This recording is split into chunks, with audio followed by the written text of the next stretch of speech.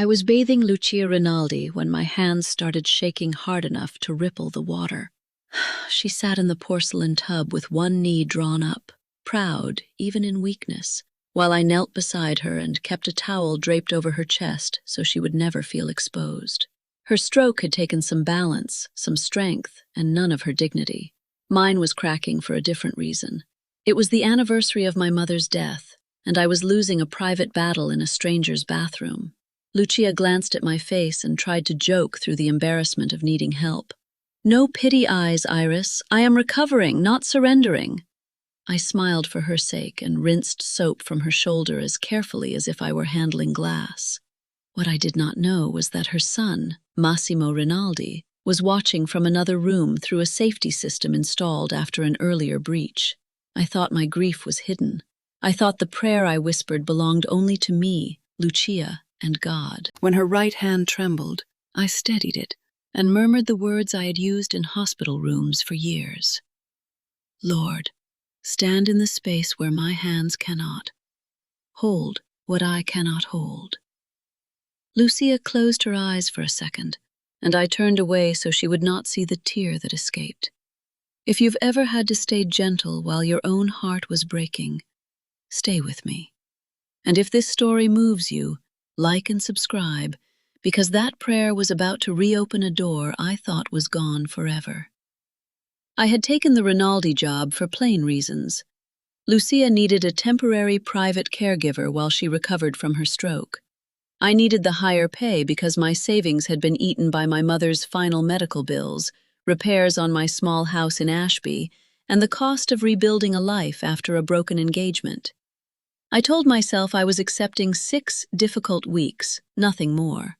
I was not looking for romance. I was not looking for trouble. I was certainly not looking for a feared Boston crime boss. The first time I saw Massimo, he stood in Lucia's doorway like a man who had spent his life making rooms adjust around him. He was 55, tall, silver at the temples, dressed with costly restraint. I had heard the stories before I arrived. Ruthless, untouchable, a man whose enemies learned regret before mercy. But his first words were not theatrical. "Is my mother comfortable?" he asked, and all his attention went to Lucia, not me. I answered with her blood pressure, appetite, and how the new medication affected her balance. He listened the way surgeons listen, not wasting motion or asking questions for show. Lucia rolled her eyes and said, "If you hover any harder, Massimo, I will charge rent." Something flickered near his mouth, almost a smile, then vanished. He thanked me, adjusted the blanket over Lucia's knees without making her feel managed, and left. I remember thinking that if danger learned perfect manners, it would sound exactly like that. On my 3rd morning, I found the groundskeeper, Mr. Doyle, struggling with a sack of soil near Lucia's terrace. Before I could cross the path to help, Massimo stepped out from the side garden, took the bag from the old man's hands, and carried it himself. Mr. Doyle started apologizing. Massimo cut him off with a quiet, "Save your breath for your wife's appointment on Friday." He remembered the date. He remembered the wife. Men who are only cruel do not carry other people's burdens when nobody important is watching. Lucia noticed what I noticed. Over breakfast, she buttered toast with her stronger hand and said, "My son is many things, Iris. Lazy with compassion is not one of them."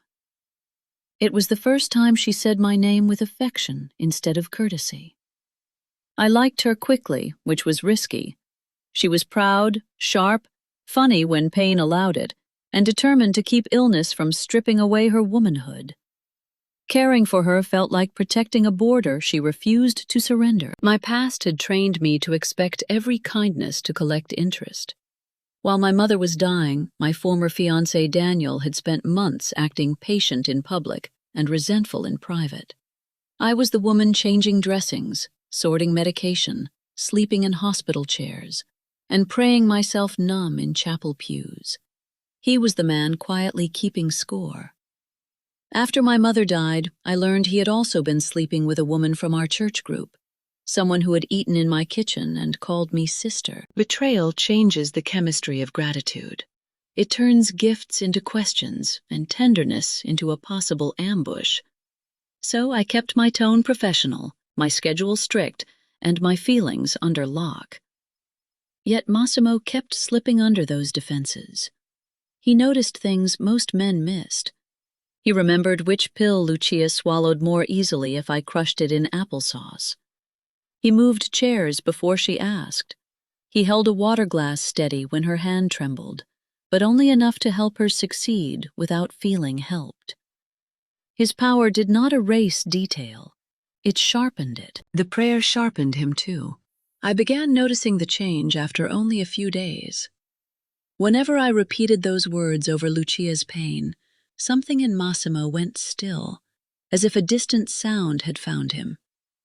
Once, after hearing me murmur it while fastening Lucia's robe, he stopped in the doorway and asked, "Where did you learn that?"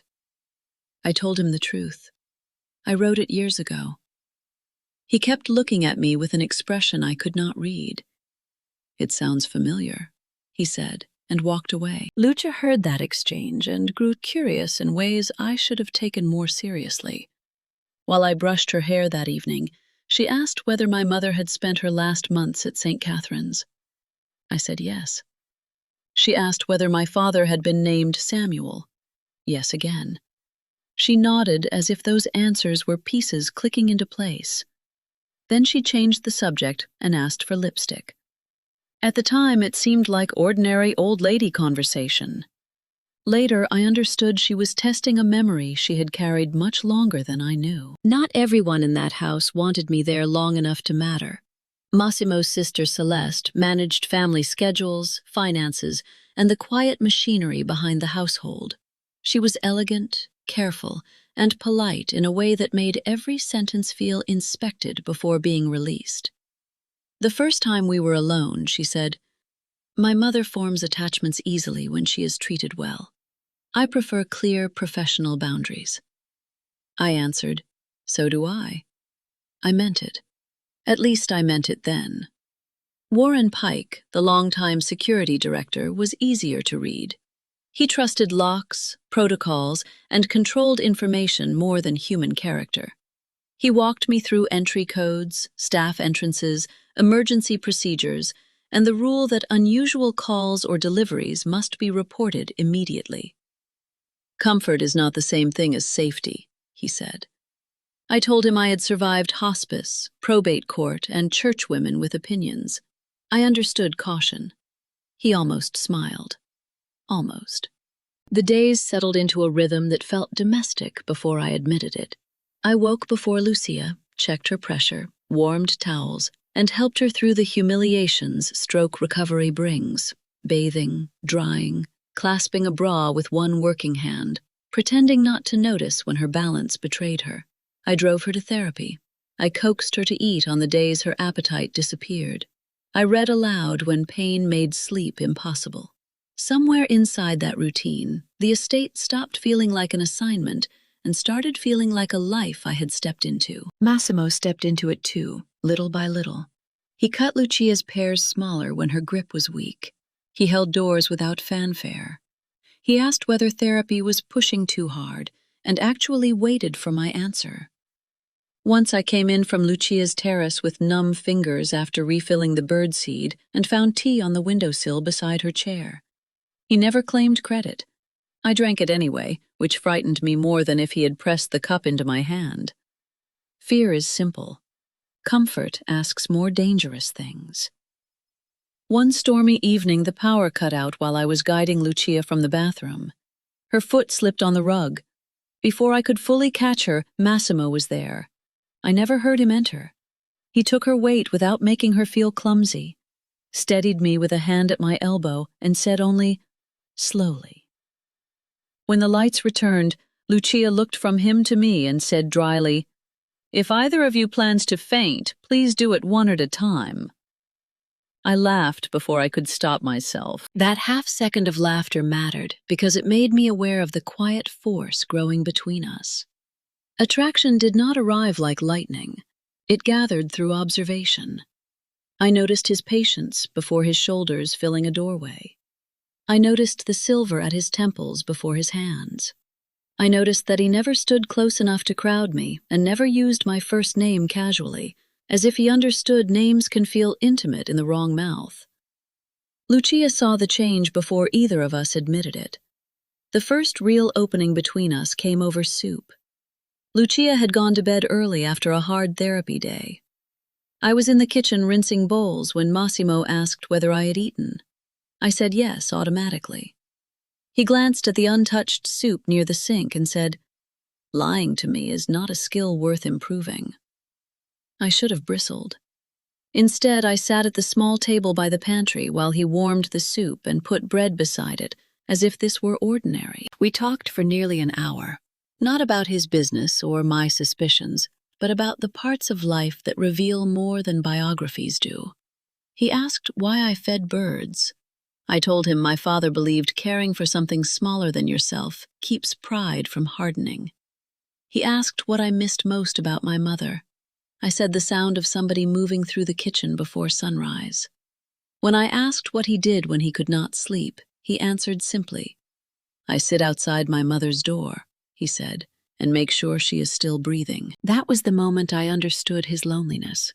Not rich man boredom inside a mansion. Not the emptiness of someone who has had too much.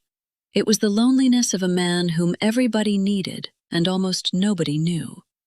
I recognized it because mine was shaped differently and lived in the same place. He later told me he had once been engaged, and it ended the day the woman suggested Lucia be moved out because an aging mother did not fit her idea of a future. She mistook love for inconvenience, he said. I knew the type. The world around him did not forget what he was, though. I felt it in the way lawyers straightened when he passed. I felt it in the way Warren wanted constant reports on unfamiliar cars near the property. I felt it most in Celeste's caution. During one medication review, she asked whether I intended to continue taking outside clients after Lucia recovered. Of course, I said. That would probably be best, she replied. The words were polished. The message underneath was not.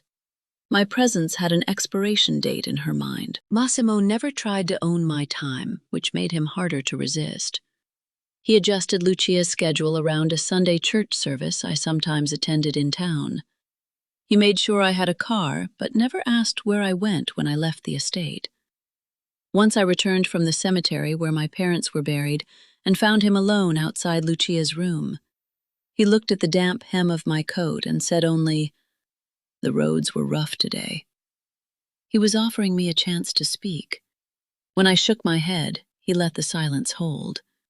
The mystery of the prayer deepened. One evening, Lucia's headache was bad enough that she asked me to stay beside her bed until the medication took hold. I whispered the prayer over her as I had many times before.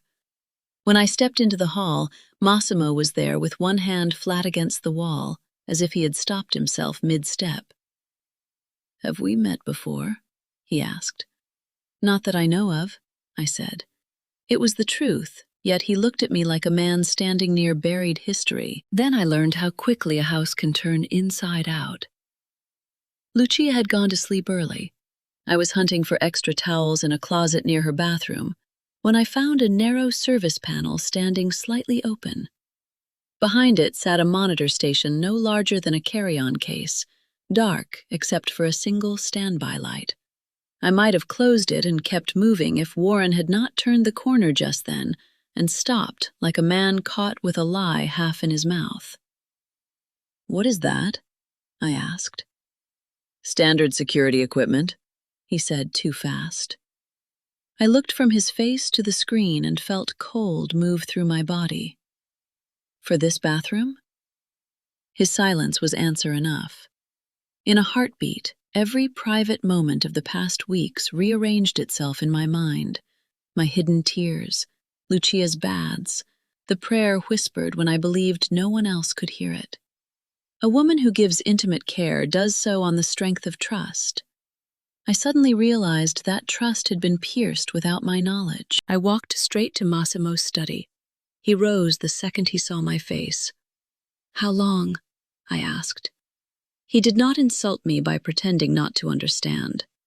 The system was installed after a breach last year, he said. My mother approved it. I asked the only thing that mattered then. Could you access it? He held my gaze 1 second too long. That was enough. My voice dropped so low I hardly recognized it. You watched me bathe your mother. You watched me grieve. You watched me pray. He tried to explain the earlier breach, the dishonest caregiver, the family security concerns, the habit of protecting what he loved through information. None of it changed what I felt. That is not protection, I said. That is trespass with a polished excuse. He took 1 step toward me and stopped himself. You are right to be angry, he said. Somehow that hurt more than denial would have.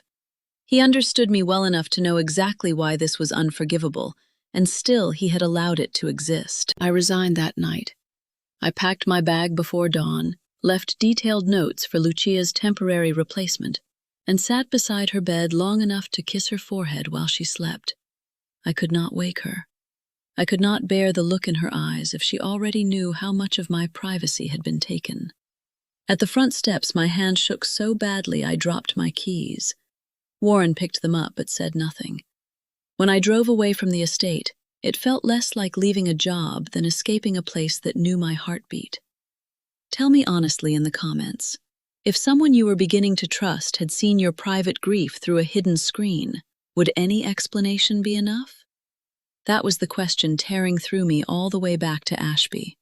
I was not only angry, I was ashamed, and shame is a terrible companion because it makes you feel exposed by your own tenderness, as if your faithfulness itself has become something another person studied without earning the right. My house was small, drafty, and painfully quiet after the Rinaldi estate. The first morning back, I woke expecting Lucia's medication tray and heard only the refrigerator ticking. I made coffee, stood on my back porch, and stared at the empty bird feeder. I kept telling myself I had done the sane thing. Boundaries are only real if they cost you something. Mine had cost me a patient I loved, a salary I needed, and a man I had finally begun to want at the moment he proved I had been foolish. 2 days later, Celeste arrived alone in a plain coat, carrying an envelope with my final payment and a formal acknowledgement of my resignation. She also brought a second document. Massimo had removed his own access to the monitoring system and transferred control of any emergency review to Lucia and her physician only. There will be no attempt to contact you unless you initiate it, Celeste said. Her face softened by one careful degree. He is honoring your boundary. I wanted not to care. I cared anyway. A week later, just before dawn on the coldest morning of the month, I looked out my front window and saw a dark sedan parked across from my mailbox. Every warning in me rose at once. I pulled on boots and stepped onto the porch. Frost glazed the windshield. The driver's window was down despite the cold. Massimo sat behind the wheel in yesterday's clothes, unshaven, holding a paper cup gone empty. He looked like a man who had spent the night fighting himself and had not won much sleep. Anger came first. "What are you doing here?" I asked. He did not get out. He did not open the door. "Nothing you asked me not to do," he answered. "I drove here and stayed in the car." The maddening precision of that almost made me laugh. "That is not normal," I said. He nodded once. "No, but leaving before I knew I could keep myself from knocking felt less respectful than waiting until daylight and then leaving without troubling you." The honesty of it struck harder than apology. I went down the steps but stayed well away from the car. He looked exhausted, powerful and helpless in the same frame. "Why?" I asked. He stared at my porch light before answering. "Because you asked for space, and wanting to see you is not the same as having the right to see you. Because I did not trust myself to knock. Because I wanted to see your lights come on and then leave." It was the first time I had seen a man with that much power choose restraint over action. I brought him coffee and the only thing in my kitchen worth offering, a stale blueberry muffin. We talked through the open window while dawn thinned the dark around us. No one touched. No one crossed the line I had set. Somewhere between the steam rising from the cup and the frost melting from the glass, I realized that for once I was in the presence of a man whose strongest gesture was refusal. He wanted proximity. He chose my boundary instead. That moved something in me I had thought betrayal had killed. I told him that if anything existed between us, it could only exist under rules I named myself. He said, "Name them." So I did. No surveillance of me, directly or indirectly. No gifts that created dependence. No employees carrying private messages between us. No decisions about my life made in the name of protection without my consent. If I asked a direct question, he would give a direct answer. If I asked for time, he would give it. He listened to every condition without negotiation and said only, yes. Then I added one rule for myself because fairness matters if trust is going to live. And I will not disappear instead of speaking when I am hurt, I said. He looked at me for a long moment, his face raw in the cold. Then perhaps we are both making promises we have not yet earned, he replied. It was the closest thing to a romantic line either of us had spoken, and because it cost him something, it mattered. Grand words are cheap. Measured truth is not. We did not rush back into anything. He came to my town instead of demanding I re-enter his world on his terms. We met for coffee in a diner where retired men read newspapers and watched him the way old dogs watch thunderstorms. We walked the cemetery road after church because it was the one place in town nobody hurries through. He never touched me without invitation. He never sent flowers. He did, however, stand in the freezing wind while I refilled my bird feeder because he had decided finches deserved respect. It was absurd and deeply attractive. I returned to Lucia only after she called me herself. Her voice on the phone trembled with equal parts hope and irritation. "I have tolerated 3 women in your place," she said. "One spoke to me like I was 6, one called me dear every 12 seconds, and one wore enough perfume to stun horses. If you possess any Christian mercy, come back." I laughed until I cried. I told her I would return on a limited schedule. "Limited," she said, "is still better than impossible." Lucia took one look at me and cried. That undid me completely. She gripped my hand and said, "I knew about the safety system. I did not know he ever watched while you were vulnerable. If I had known, I would have stopped it." I believed her. That mattered. I told her the line had been redrawn and would hold. "Good," she said. "My son has needed a woman willing to tell him no since he was old enough to wear shoes." Then she asked whether I had brought the good bird seed, because Lucia respected no emotional pacing. From then on, the relationship between Massimo and me grew through choices rather than speeches. He asked whether I had eaten and learned to accept yes only when it was true. I stayed for supper some evenings because Lucia ordered us to sit down and stop circling each other like suspicious diplomats. He told me stories about his father's terrible singing voice. I told him my mother once burned a ham so badly neighborhood dogs rejected it. Ordinary details built what grand gestures never could. Safety often arrives dressed as routine. Warren remained the loudest defender of the old worldview. He believed attachment created exposure, and exposure invited danger. He wanted my route into town varied. He wanted my church schedule less predictable. He wanted security arranged around me so tightly it would have felt like a polite cage. The first time he suggested assigning an escort whenever I left with Lucia, I said no before he finished. Massimo backed me without hesitation. "Protection that feels like captivity is failure," he told Warren. I remembered every word. With trust came tenderness, and tenderness brought fear back in a quieter form. One evening, after Lucia had gone to bed, Massimo found me in the conservatory watching rain gather on the glass. He stood beside me and said, "I used to think if I knew enough, I could prevent loss." I asked, "And now?" He turned toward me. "Now I think knowing without permission is another form of causing it." That was the closest he had come to naming what he had done, without using apology as a shortcut. I touched his hand then, just once. He closed his fingers around mine so carefully I nearly cried from the gentleness of it. Nobody rescued me in that moment. Nobody overpowered anything. I made a choice, and he answered it. For a woman who had spent years believing love was merely the first stage of eventual depletion, that small contact felt more dangerous than any dramatic kiss could have been. It was trust offered voluntarily, which means it could also be withdrawn. That is what makes it real. The mystery still moved underneath everything. He kept asking questions that sounded casual and were not. Did I remember a winter storm at St. Catherine's 12 years earlier, when one wing lost heat for an hour? Did I ever spend nights in the chapel there? Had I ever written prayers for strangers, or only for myself? I remembered that winter. I remembered my mother upstairs, sick enough that every nurse's expression felt like a verdict. I remembered the chapel. I did not remember him, and that gap troubled me. Lucia remembered more than she said. I could see it in the way her eyes softened whenever Massimo touched the inside pocket of his jacket after hearing my prayer. I could hear it in remarks that sounded general until they did not. Small mercies are almost never small to the one receiving them, she told me one afternoon. I thought she was offering grandmotherly wisdom.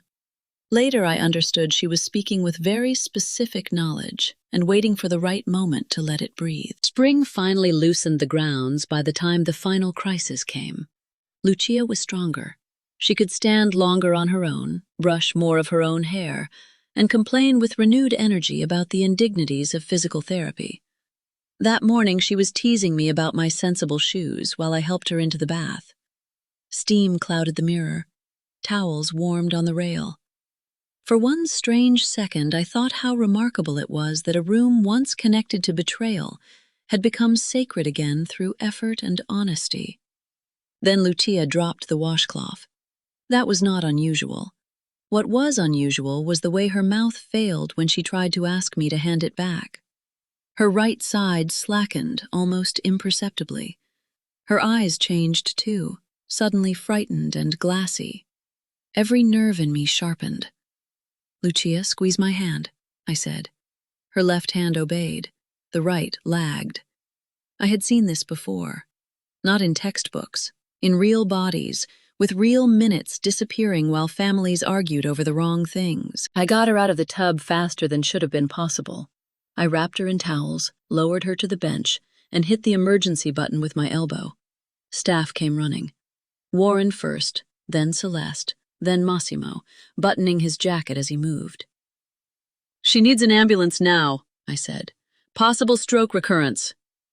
Warren immediately launched into private medical protocol. The family team was faster on paper, more discreet, better equipped for security.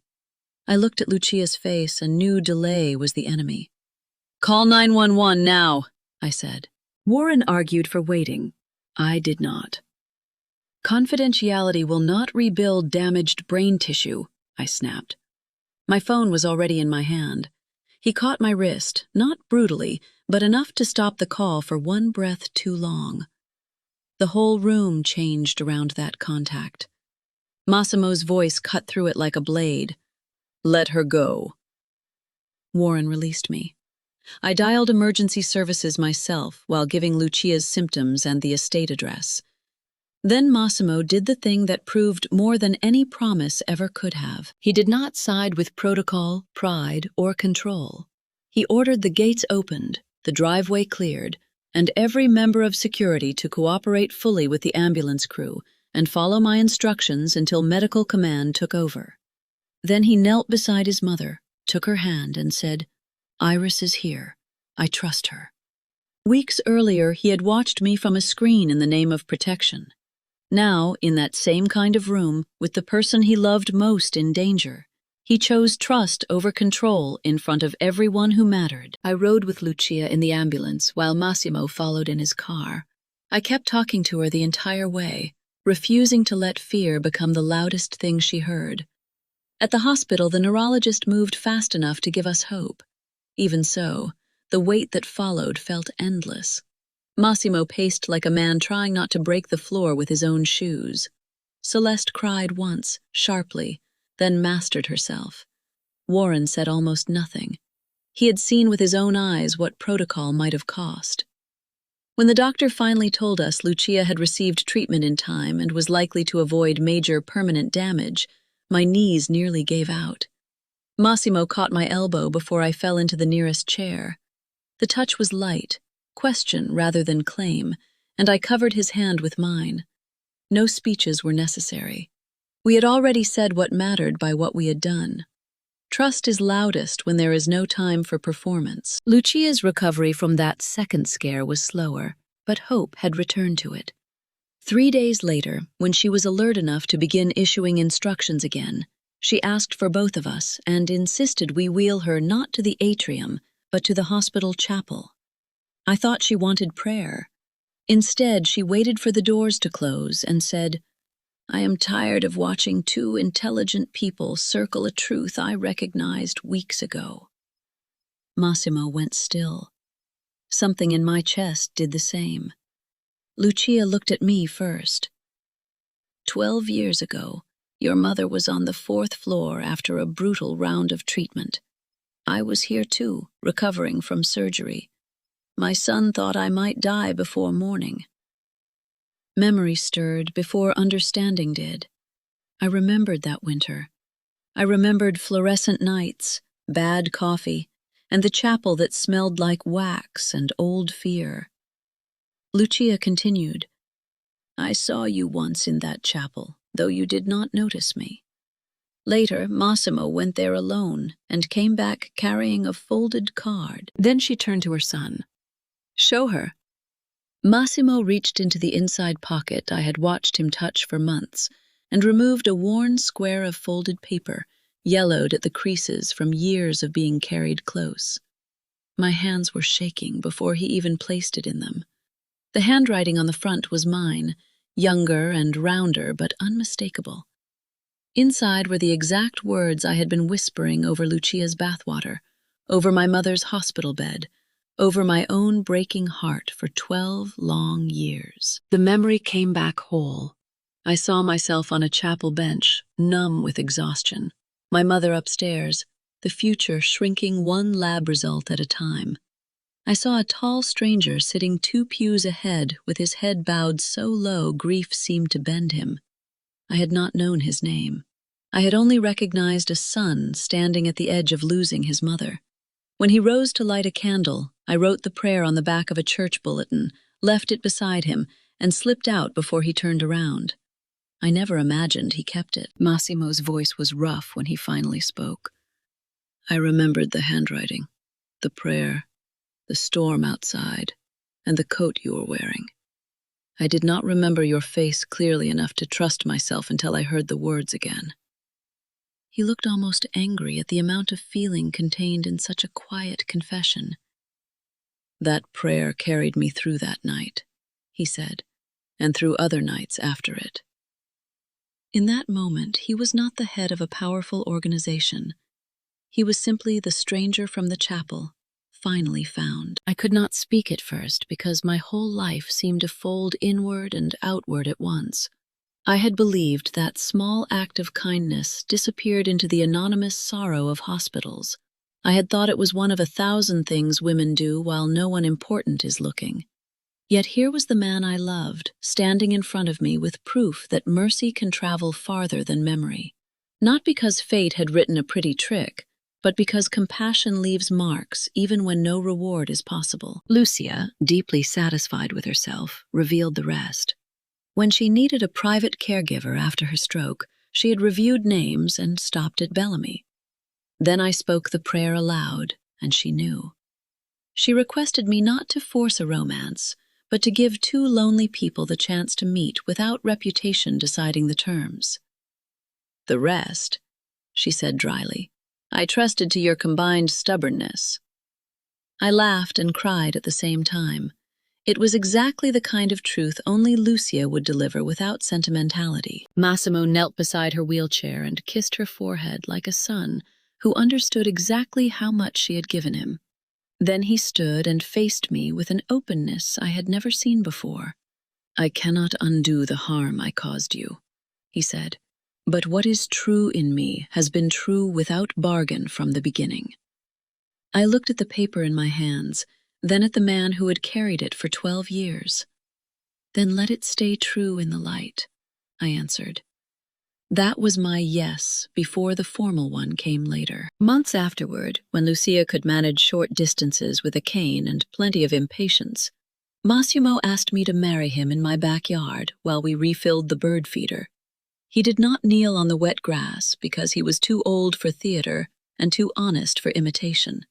He simply took my hands and said, "I would like a life in which your house is only quiet when you want it quiet." I said yes before the finches even startled away. Sometimes the truest proposals sound like relief spoken aloud. We married in my church, not in a ballroom, not beneath chandeliers, and not under anyone else's idea of grandeur. Lucia came down the aisle on Celeste's arm in pale blue, giving whispered corrections to anyone who tried to fuss over her. Several people I had cared for over the years attended, including a retired principal who cried harder than I did. Men from Massimo's world stood respectfully at the back, as if they understood they were visiting ground more sacred than power. Nothing about that day felt borrowed from another story. If this ending means something to you, and if you believe love is proved less by possession than by the way a person protects your freedom, like and subscribe before we finish. Stories like mine do not truly end with a wedding. They end when trust survives truth, when boundaries are honored after being tested, and when two people decide that tenderness is worth the risk of being fully known. I kept working after the wedding. That mattered to me, and it mattered that Massimo understood why. He divided his time between the estate and Ashby, instead of uprooting me into a world where every problem could be handled by staff and locked gates. Celeste became unexpectedly dear once suspicion retired from active duty. Even Warren changed after Lucia's emergency. He never became sentimental, but he stopped speaking about privacy as if it were a weakness people with resources could not afford. I still think about the first day in Lucia's bathroom, about the grief I hid in my shoulders, and the prayer I thought belonged only to a sick woman and a tired caregiver. I do not soften what happened there. Love that asks for honesty must remain honest about harm. But I also think about the second time that room became the center of our lives, when Lucia was in danger and Massimo chose not to watch, not to manage, not to delay, but to trust me completely. Growth is real only when it costs a person the old weapon. For years I had believed romantic love belonged to women with easier histories, women who had not spent so much of themselves tending the ill and burying the dead that they no longer expected a future shaped around joy. I was wrong. Love did not arrive to reward my suffering or erase my scars. It arrived when two wounded lives learned that care without ownership is possible, that privacy is holy, that dignity matters in bathrooms and boardrooms alike, and that a forgotten prayer can cross 12 years to open a door you thought had closed forever. But I know this much now. The prayer was never only about surviving grief. It was about the spaces human hands cannot govern, between fear and trust, between power and tenderness, between the life you settle for and the life waiting quietly beyond your certainty. In that space, long before I understood it, God was holding more than I could hold alone. And when the time was right, He returned it to me not as control, not as debt, but as a home built on chosen love.